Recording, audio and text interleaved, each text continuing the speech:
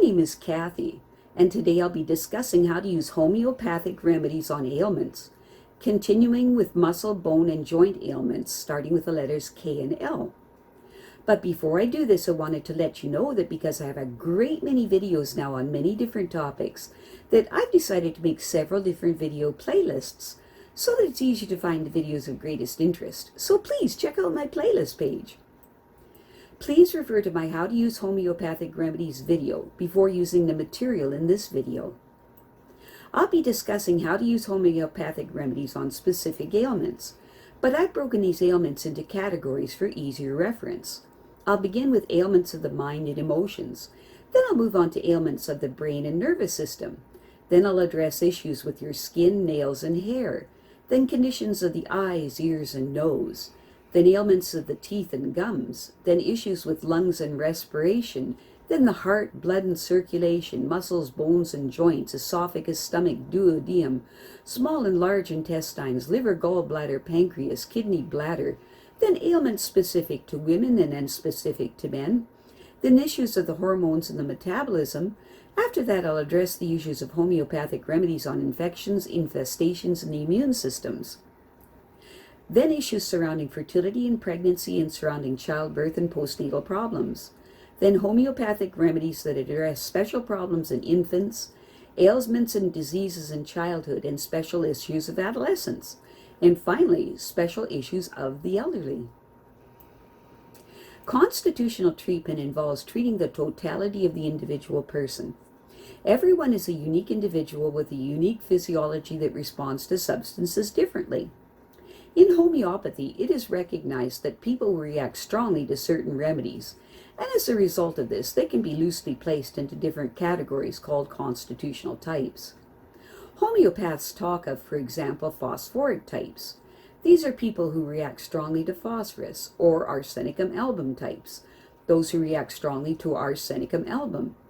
The belief is that people of one type share similarities in terms of body shape, character, and personality, and the sorts of diseases from which they suffer. As an example, nature-mere people tend to be pear-shaped, have a dark complexion, be fastidious and rigid in personality, and keep themselves to themselves.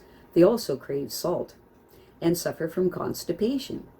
As another example, lycopodium types tend to be tall, ganglion, of a stooped appearance, with an anxious expression and a craving for sweets and a propensity to produce intestinal gas. Now, of course, constitutional types have their limitations. In reality, each person is an individual, and so there really are as many constitutional types as there are human beings. An account must be taken of the sum total of the person's inherent predispositions, past illnesses, diet, general reactions to the environment, intellectual and emotional features, and general attitude towards life. This is what is meant by constitutional treatment. I'll be making detailed videos of the various constitutional types after I've completed the use of homeopathic remedies on ailments. The ideas, procedures, and suggestions in this video and all my homeopathic videos are not intended as a substitute for the medical advice of a trained health professional. Consult your physician before adopting the suggestions in this video. If you're pregnant, do not attempt these techniques without the approval of your physician. So, let us continue with learning how homeopathic treatments can help with muscles, bones, and joint ailments. Today, we will continue with muscle, bone, and joint ailments that begin with the letter K and L. The body is a wonderful system of bony levers and casings, bound together by ligaments and moved, supported, and protected by muscles. Where bones meet, there are joints. Most joints are enclosed in a sleeve or capsule of tough fibrous tissue, lined with cells that secrete a special lubricant called the synovial fluid. The ends of the bones themselves are covered in a special kind of cartilage called hyaline cartilage, which is smooth and tough and nourished by the synovial fluid. The fluid and the smooth articulating surfaces of the bones ensure friction-free movement. The largest synovial joints in the body occur at the shoulder, elbow, hip, and knee, and between the pelvis and the sacrum. There are other kinds of joints too, although these occur in lesser numbers. The weight-bearing surfaces of the vertebrae, for example, are separated by discs of fibrous cartilage with a tough outside and a softer inside. The vertebrae stack up one on each other, separated by the shock-absorbing discs. The knee, because it is both load-bearing and free-movable, has a fluid-filled joint capsule with two partial discs of cartilage inside it. Where muscle tendons cross joints, there are special anti-fraying strictures called bursae, which are small fluid-filled sacs of connective tissue. There are bursae above and behind the knee, at the top of the femur and humerus, at the back and front of the elbow, and so on. The knee is unique in having a small shield of bone, the patella, in front of the joint. Without it, kneeling would be impossible, and the tendon of the quadricep at the front of the thigh would soon wear through or get nipped in the joint as the knee straightened. Every joint in the body has its own range of movement. The shoulder has the greatest, followed by the wrist, the head and neck, and the hip. Healthy ligaments check joint movements, keeping it within stable limits. Healthy muscles whose inelastic tendons insert into bone close to the joints they move also keep joints within stable limits. An extramobile joint, therefore, is not necessarily a healthy one. A hypermobile joint in the spine, for example, usually means that other vertebral joints are not as mobile as they should be. If muscles are weak, giving little stability or protection to a joint, the task of stabilizing and protection falls entirely on the ligaments and the joint capsule itself. Unlike muscles, ligaments and joint capsules have no contractile powers. They can only stretch. With traumatic or habitual strain, the joint becomes inflamed, causing stiffness, pain, swelling, and loss of mobility. It may even dislocate, becoming useless because the fulcrum against which the muscles exert their leverage has fallen apart. If trauma is sudden and severe, ligaments tear, tendons rupture or rip away from their bony moorings, muscle fibers break, and bones fracture. However, most of the muscular aches and pains that take people to their doctor, osteopath, chiropractor, physiotherapist, or acupuncturist do not have such spectacular causes. They are the result of poor posture, depression, anxiety, occupational demands, lack of exercise, and the slow process of aging. Bone, contrary to popular conception, is one of the most active tissues in the body. It is well supplied with blood vessels and is continually repairing and remodeling itself in response to stress and load. Exercise and sufficient calcium and vitamin D in the diet encourage growth, maintenance, and repair. In fact, calcium is continually exchanged between the bones and the blood in order to keep sufficient calcium in the blood for nerves and muscles to function properly in an adult.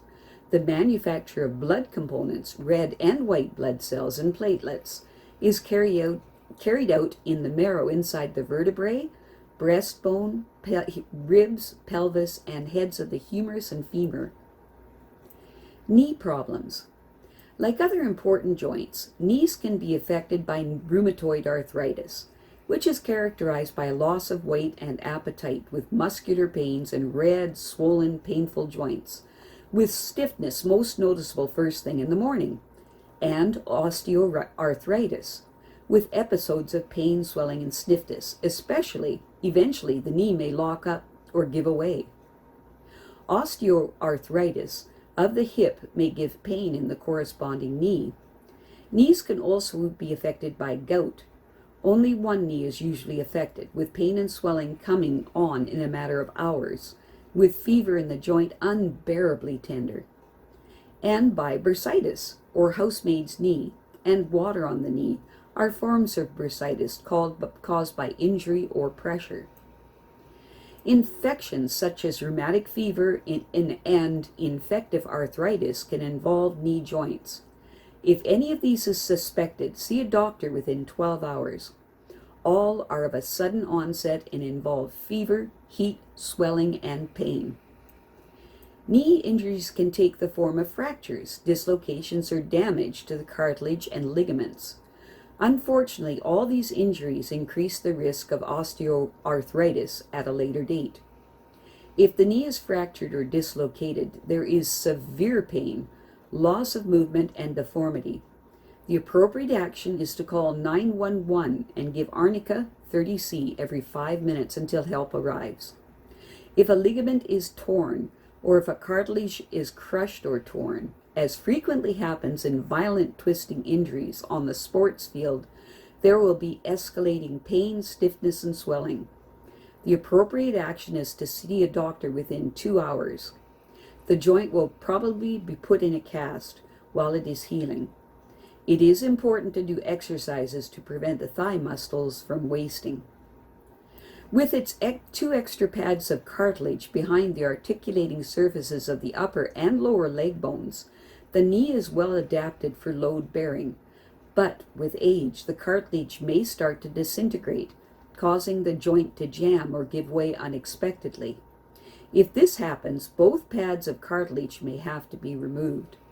The knee is left weaker but remains perfectly serviceable if used sensibly. Quadricep exercises are important as the tendon of the quadricep muscles keeps the kneecap firmly in place. Specific remedies to be taken every 2 hours for up to 3 days. If the knee is painful and swollen and the skin over the joint is very dry and the joint gives a cracking sound, use benzoic acid 6C. If the knees crack when walking, use Causticum 6C. If the knees feel stiff and sore as if from a beating, use Berberis 6C. If the knees feel cold, use Agnus 6C. Leg problems. Pain in the thigh or calf muscles may be pulled muscles, especially after unaccustomed exercise, or exercising without warming up properly, or it may signal a vascular problem such as varicose veins, where the legs ache, especially after prolonged standing. Inflammation of a vein, as in thrombophlebitis, where there is a hard swelling, tenderness, or itching along the length of the vein. Arteriosclerosis, or Berberis disease, where pain is worse with exercise and better for rest. Or cramp, which comes on after strenuous or unaccustomed exercise but quickly wears off. Or deep vein thrombosis, where there is calf pain with swelling and tenderness. Deep vein thrombosis requires prompt attention, so see a doctor within 12 hours if this is suspected. Fractures can be caused by injury, osteoporosis, or bone tumors. A fractured leg causes pain, loss of movement, and sometimes visible deformity. The appropriate action is to call 911 and give arnica 30C every 5 minutes until help arrives. Localized pain and fever and feeling generally unwell may indicate osteomyelitis. Pain that shoots down one leg when you sneeze or cough may be sciatica. For homeopathic remedies, see the appropriate videos for the conditions mentioned. If none of the remedies listed in the appropriate videos seem entirely suitable, choose one from the following. If there is no improvement within 48 hours, see your doctor. Specific remedies to be taken every 2 hours for up to 2 days. For shooting pains that shift around or aching rheumatic pains causing limping and sudden muscle contractions, use Belladonna 30C. For pains between the calf and ankle causing limping or growing pains in the lower leg, use Guaiacum 6C. That's Guaiacum, Guaiacum 6C. For pains that shift around and are noticeably worse in warm rooms, use Calicsulf 6C. For tearing pain worse in the right leg, especially in hot, thundery weather, use Rhododendron 6C. For tearing pains and stiffness made worse by wet, cold weather and by not moving around and alleviated by gentle exercise, use Rhus Tox 6C. I have a great many videos now on many different topics, so I've decided to make several different video playlists so that it's easier to find the videos of greatest interest. So please check out my playlist page. Well, that's it for now. To stay up to date with my latest videos, make sure to subscribe to this free YouTube channel by clicking the red subscribe button right below this video. Take care.